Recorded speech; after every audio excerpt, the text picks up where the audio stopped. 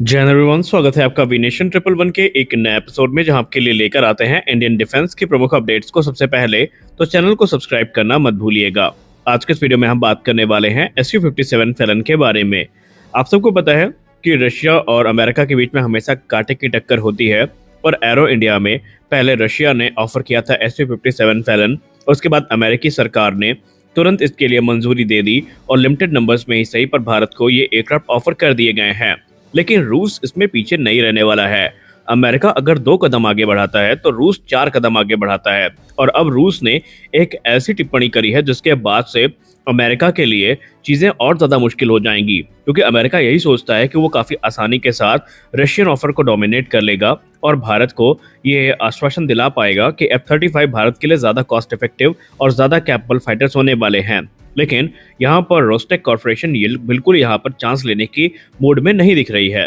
Rostec corporation, जो कि Russia की स्टेट ओन डिफेंस ऑर्गेनाइजेशन है, उन्होंने मीडिया से बात करते हुए कंफर्म कर दिया है कि भारत को SU-57 फैलन के निर्माण के लिए बहुत ज़्यादा मशक्कत करने की ज़रूरत नहीं पड़ेगी, क्योंकि भारत में जो नासिक फैसिलिटी है, जहां पर भारत ने already Sukhoi 30 MKI fighter aircrafts का निर्माण किया है, इसी फैसिलिटी से SU-57 फाइटर एयरक्राफ्ट्स का जो प्रोडक्शन है वो हो सकता है। उन्होंने कहा कुछ मॉडिफिकेशन और कुछ चेंजेस के बाद इस फैसिलिटी को SU-57 फैलन के प्रोडक्शन के लिए पूरी तरीके से ऑप्टिमाइज किया जा सकता है, और यहाँ से ये जो advance 5th generation fighter aircraft है, इनका निर्माण भारत कर सकता है। और इसीलिए उन्होंने ये कहा कि ये मूव ना सिर्फ भारत के लिए कॉस्ट इफेक्टिव होगा, बल्कि भारत को कम कीमत में जो एयरक्राफ्ट है वो हम प्रदान कर पाएंगे। अब अगर हम नासिक फैसिलिटी की बात करें तो यहाँ पे एक प्रूवन ट्रैक रिकॉर्ड रहा है मैन्युफैक्चरिंग का, और ये एयरक्राफ्ट मैन्युफैक्चर हुए थे सुखोई 30 MKI और मिक्स सीरीज के फाइटर्स, और भारतीय वायुसेना को नासिक प्रोडक्शन फैसिलिटी पे बहुत ज्यादा भरोसा भी है। आपको बताते चले कि एडिशनल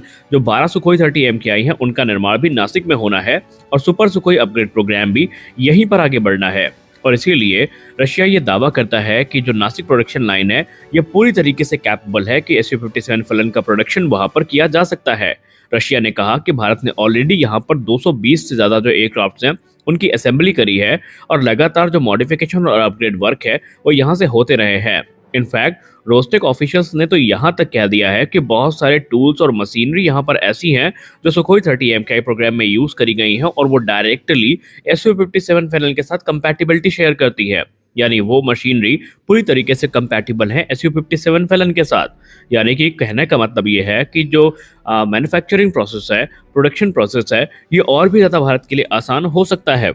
रशिया ने तो यहाँ तक कह दिया है कि आप इस मामले की गंभीरता का अंदाजा लगा सकते हैं कि जो टूलिंग और मैन्युफैक्चरिंग इंफ्रास्ट्रक्चर होता है, जिसमें कोई देश बहुत ज़्यादा खर्च करता है, उसके लिए तो भारत पहले से ही एडवांटेजेस पोजीशन पर है, क्योंकि भारत के पास मशीनरी उपलब्ध है और लगभग वो सारे इक्विपमेंट हैं जो कि SU-57 फैलन के निर्माण के लिए ज़रूरी होते हैं। जो नहीं है उनको भारत में स्टैब्लिश किया जाएगा, और कम कीमत में ये जो एयरक्राफ्ट हैं ये भारत को मिल सकेंगे। ये भारत के लिए एक कॉस्ट सेविंग मेजर हो सकता है, और सुखोई 30 MKI का मास प्रोडक्शन भी यहाँ पर पॉसिबल है, जहाँ पर न सिर्फ भारत की रिक्वायरमेंट को रशिया पूरा कर पाएगा, बल्कि जो एक्सपोर्ट कस्टमर है उनकी रिक्वायरमेंट्स को भी यहीं से पूरा किया जाएगा। इसके पीछे का उद्देश्य ये भी आप समझ सकते हैं कि रशिया के ऊपर जिस प्रकार के सैंक्शन लगे हुए हैं, रशिया बड़े पैमाने पर एयरक्राफ्ट्स का निर्माण नहीं कर पा रहा है। नंबर्स के गेम में कहीं ना कहीं SU-57 पिछड़ता जा रहा है, और इसी चीज को दूर करने के लिए रशिया यहाँ पर भारत के साथ सहयोग की आशा करके बैठा है, क्योंकि अल्जीरिया ऑलरेडी पहला एक्सपोर्ट कस्टमर बन चुका है, और रशिया दूसरे एक्सपोर्ट कस्टमर के तौर पर भारत को देख रहा है।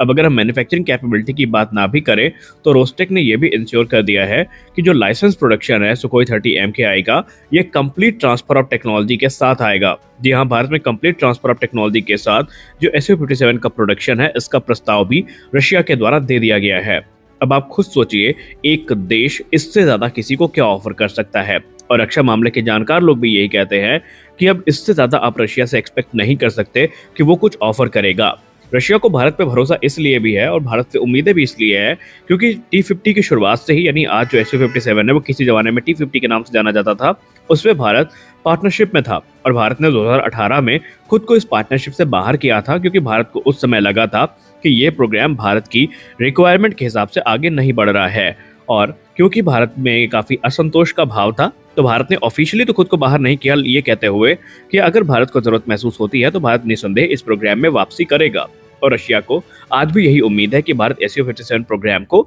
ज्वाइन कर सकता है। लेकिन एक चीज हमें और देखनी होगी कि ट्रंप इस समय बहुत एग्रेसिव है। अगर भारत एक बार SU-57 के लिए सोचता भी है तो भारत को अमेरिका से आने वाले जो संभावित खतरे हैं उनके बारे में भी देख लेना चाहिए, क्योंकि already S-400 air defence system में भारत में सैंक्शन तो नहीं लगाए गए, लेकिन एक्सपर्ट्स ये भी मानते हैं कि संभावित है कि अमेरिका, जो कि काफी लंबे समय से प्रयास में है कि अमेरिकी फाइटर एयरक्राफ्ट को भारतीय वायुसेना में जगह मिले, क्योंकि भारत ने एक तरफा इनके फाइटर्स को रिजेक्ट किया है, फिर चाहे वो F-21 हो, F-18 सुपर हॉर्नेट हो या फिर F-15EX हो। और ऐसे में F-35 का प्रस्ताव, जिसको अमेरिका एक बहुत बड़े माइलस्टोन के तौर पर देख रहा है कि हमने भारत के लिए ऑफर कर दिया है, भारत अभी भी इस पे इंटरेस्टेड नहीं है। एक्सपर्ट्स का कहना है कि जो स्वतंत्रता भारतीय वायुसेना को SU-57 में मिलेगी, वो स्वतंत्रता भारत को F-35 पे नहीं मिलेगी। और हमने डिफेंस न्यूज़ के वीडियो में आपको भारत के जो डिफेंस एक्सपर्ट्स हैं इनके कथन के बारे में अवगत करवाया था कि वो अभी भी ये मानते हैं कि पहले अमेरिका इंश्योर करे कि वो इंडियन मेड वेपन सिस्टम को इंटीग्रेट करने देगा,